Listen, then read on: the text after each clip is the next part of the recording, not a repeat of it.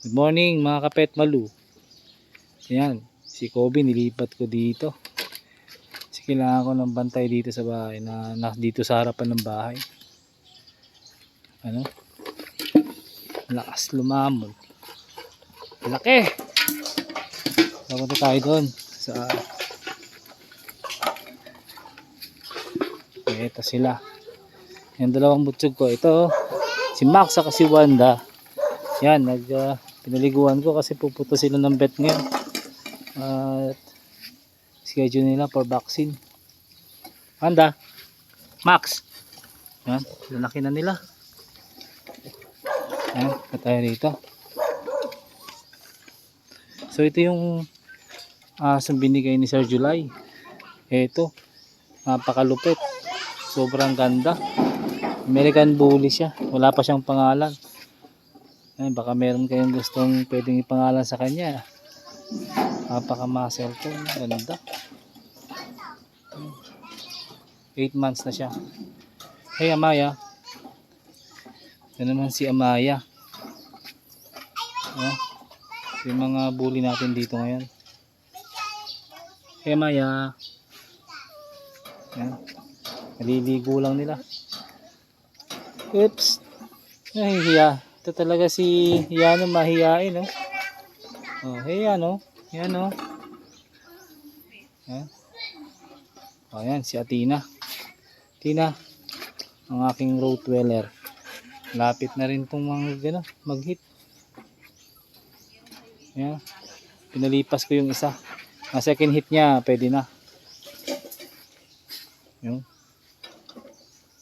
So, Luna. Naliligo lang, ginaw na ginaw. Dadalhin din siya sa vet para sa baksa niya. Deworming niya ngayon. Yan. Yan. Lola. Si Lola. Sobrang lapad na rin. Parang baboy. Yan. So yan sila ngayon. Maganda ng mga bully natin, no? Sana makapag-produce tayo ng maganda. Yan.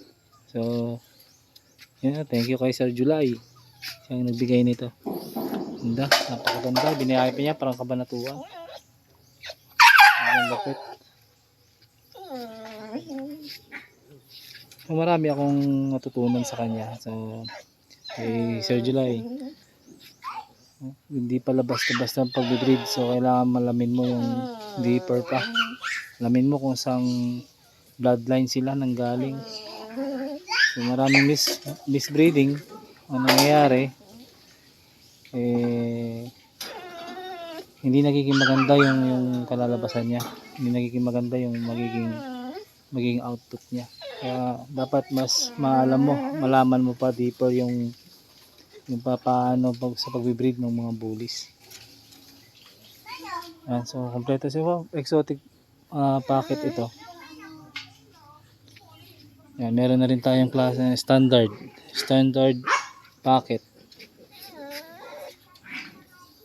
Standard packet. Si Lola naman ay standard American Bully talaga siya.